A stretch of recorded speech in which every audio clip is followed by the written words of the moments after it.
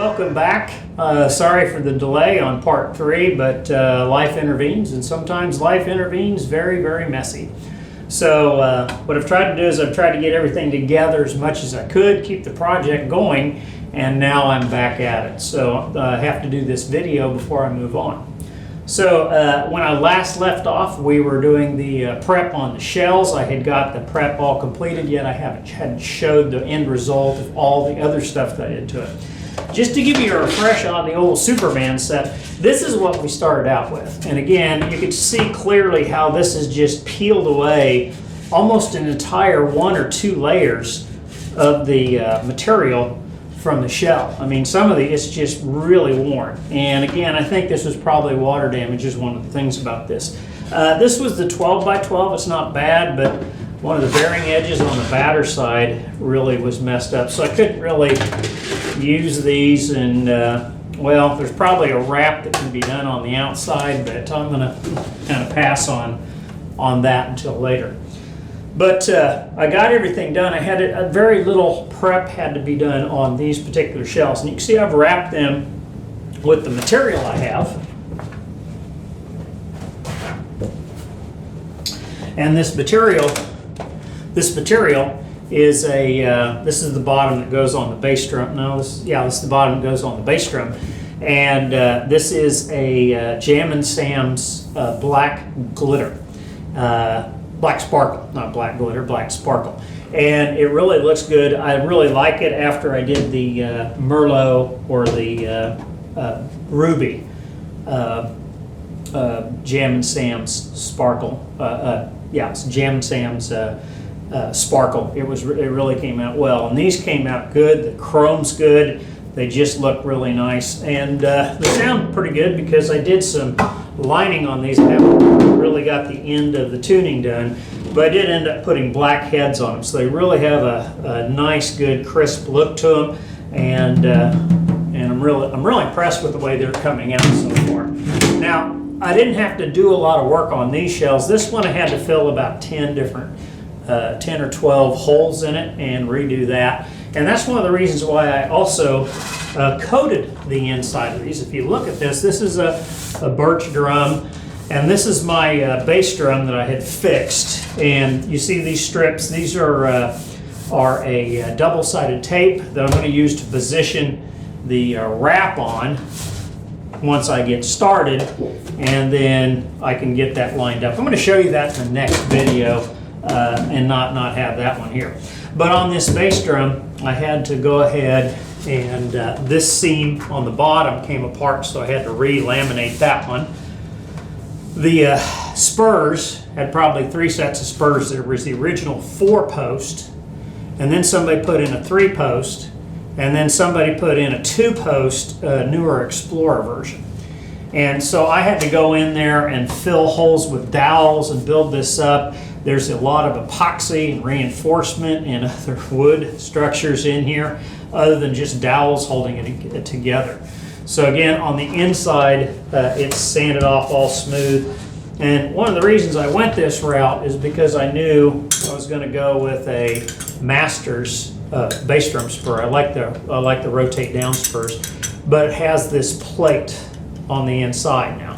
So that plate will be supporting that particular one. So it'll actually be this one here, going back this way, and that plate will be on the outside. So that'll be a distribution of those forces, so shouldn't have any problems of that thing waddling around because of the plate and the holes and then the supportive structure underneath. Now there's also a couple of other minor little delaminations around here, but this bearing edge was good.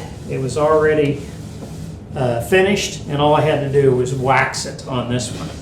Up here, I deleted those 2 holes and I moved them back. Yes, I don't have a problem with these. I think once you get the shell and this volume here and the bearing edges right, I really think wrap on the outside and these holes really don't make that big of a difference. I think heads, bearing edges, and the inside prep to have this work right is really what you need most.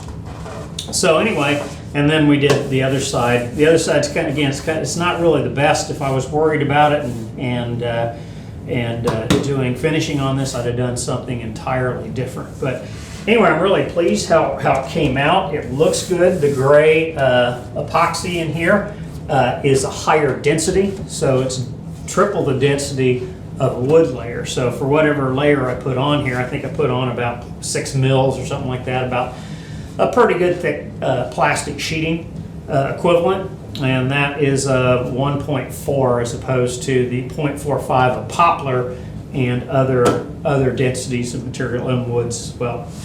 So that was the bass drum, and that was fun to do. Now the other one we got in here was the original 16-inch. Now on these other ones here, what I did is I also finished the outside in a nice satin finish and just left it. I didn't sand it or anything like that. And as you can see around the edges, I did have some of the stuff pull off with the Superman stuff. This is why, again, gluing stuff onto wood isn't really nice. I mean, I don't like throwing stuff away. And again, a drum is good as long as you get it all squared away. The biggest problem I had on here is somebody decided to make this into a bass drum, and I'm not a fan of 16 and 18-inch conversions of floor toms into bass drums. You can do whatever you want with yours, but this is what you got to do to take care of it. There are 2 hole mounts for toms that I had to plug, and then also I had 3 screw holes that I had to cover on this one. So this one didn't have a lot. Most of the time I spent was getting a good sand on this bearing edge, and the bearing edge is good and waxed. I mean, you can sit here and rub this and it's all smooth. So the head's just gonna move over it really nice. There are no areas where again, it's all flat. To first put it on the floor and watch the places that were letting light in, and I sanded around those areas to get it flat, and then I reprofiled it just with sanding. So I didn't do a lot to it. Also, this one also has the gray in the middle as well. And one thing it did do is it's got a lower, if you feel it, it's got a lower bass response on the fundamental. And I think that is the epoxy on the inside. Now our biggest problem we had here, I think there was something like 36 or 40 holes in this one. So there's 2 here, there's 3 here. This was the spur somebody put in here. There were the original lugs, so it was a 1 lug going across there. 2 more. 4 here with a tom top. 2 there, 1 in the middle. 2 here because they didn't get that right. 2 here, 1 there. Another set of spurs. 4 here, and then 2 here, and that's it. But one thing I had to do on this one, though, I had to do some gluing and get glue down in because some of these had delaminated. And this one also is all nice and smooth, got her all squared away. It's going to be a good no buzz situation here, and the same thing on the bottom. So all that worked out well. These are all now ready to be wrapped, and I got all the wrap over there, and I'm going to be ready to put all the double-sided tape, get it lined up. I'm going to show you that the next one. And the last thing I got to show you here is how well these hoops came out. So if you remember what these hoops look like, one was blue, one was black. They were tore up, multiple delaminations. They were delaminating where they came together here on the seam, on the inside and on the outside. So I got that all done. I also had to chamfer or round over this edge with a router and then sand it smooth with 80 grit. And then I put some Jam & Sam's black sparkle on here as well. So they got that, and it just has a really great finished look. And the bass drum's going to have a black head too with a pearl logo on it. So this is going to look really good once I get it all together. So that's the upside and the downside of this. We're back on schedule with this. It'll probably take me a couple days to get these wrapped. I want to show you wrapping up on the bass drum, how I line the wrap and how you put on the two pieces. The 16 is pretty fairly straightforward. Usually the bigger the drum, the easier it is to keep the thing square on there and get it nice and flat.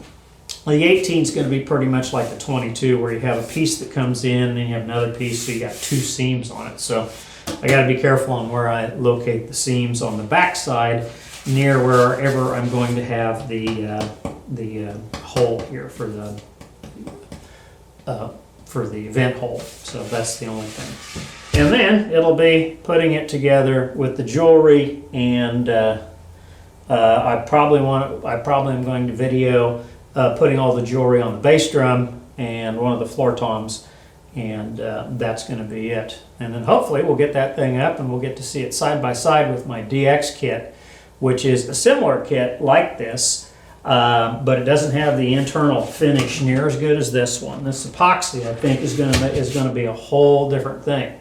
So I said the goal when I started this was to take drums that people would be ready to throw away, or they've done things like this. And, you know, it's the punk guys always do strange things. They're creative, you know, they're allowed to do what they do. But it's just very hard to undo this without ruining the drum. And that's what I kind of want, I hope we take away from this, is think down the road with these things. As I said, if you can see that there, I mean, that's the paper peeling off with a layer of glue on there. So this drum will probably be never used again. I'll probably cut it up and use it as curved clamps for other drums.